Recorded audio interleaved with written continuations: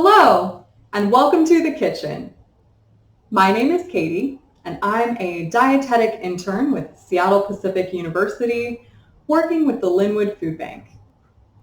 Join me for some recipes and nutrition tips. Today, I'm going to be demonstrating a cranberry sauce recipe. This easy and delightful cranberry sauce comes together in just 15 minutes with these simple ingredients. Cranberries are native to the northeastern United States, and they're in season from mid-September through the end of November. Cranberries are very high in vitamin C, also called ascorbic acid, which is a powerful antioxidant. It's important for immunity, skin, muscle, and bone health. Cranberries are also a good source of vitamin E, which is a class of antioxidants. They're a good source of manganese, which is important for growth and metabolism, and they also have vitamin K, which is important for bone clotting. Cranberries are high in pectin, which is a type of soluble fiber. This is a viscous soluble fiber, which means that when it's combined with water, it will form a gel. Cranberries are so high in pectin that when boiled with water and then cooled, they will form a gel without any addition of other pectin or of gelatin. Let's go over our ingredients for this recipe and then we'll get started. This cranberry sauce recipe serves 8. It starts with a half a cup of orange juice. You could use a pre-squeezed orange juice, or you could use freshly squeezed orange juice, and 1 orange produces about a 1/4 cup of juice. You'll also need a half a cup of water.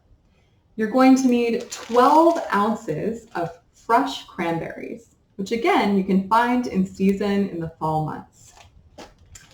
You're going to need a pinch of salt.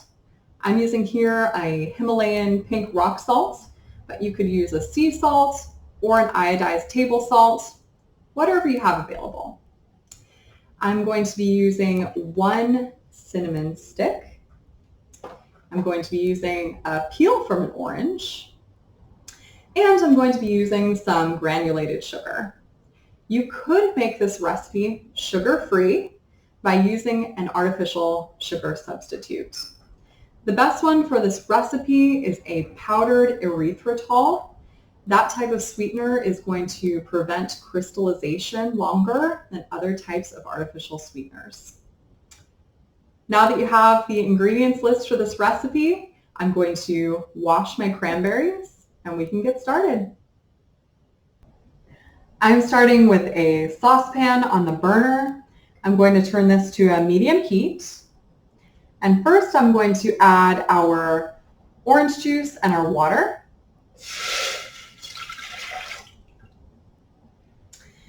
And also our sugar.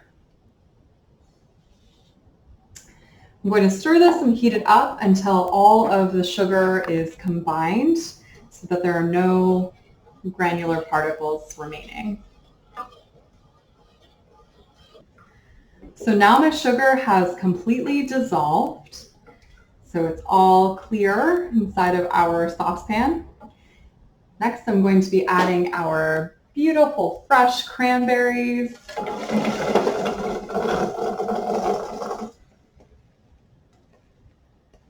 It got away from me.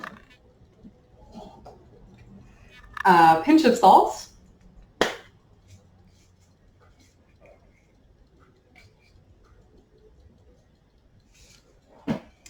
Our cinnamon stick. And a peel from the rind of the orange.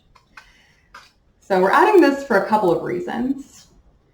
It has beautiful flavor, there's oils in the rind that aren't in the juice, but also citrus peel is very high in pectin, and so it adds more of that gelling power than what's just in the cranberries.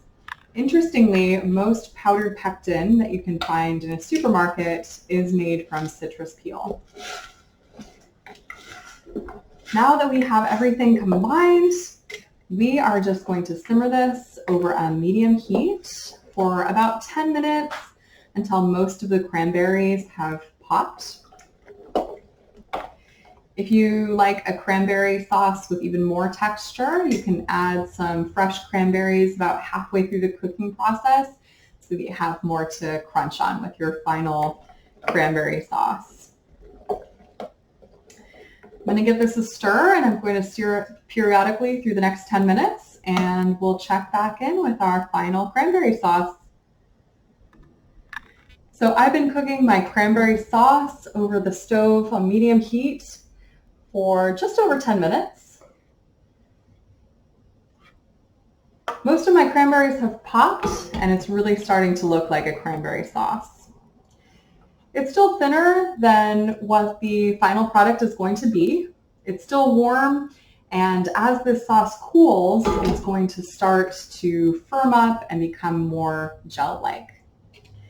So right now I'm going to remove the orange peel and the cinnamon stick, and I'm going to allow this to cool for at least 30 minutes before enjoying. You can make this in advance and keep it in your refrigerator for up to a week. Thank you for tuning in, and I hope you enjoy your cranberry sauce.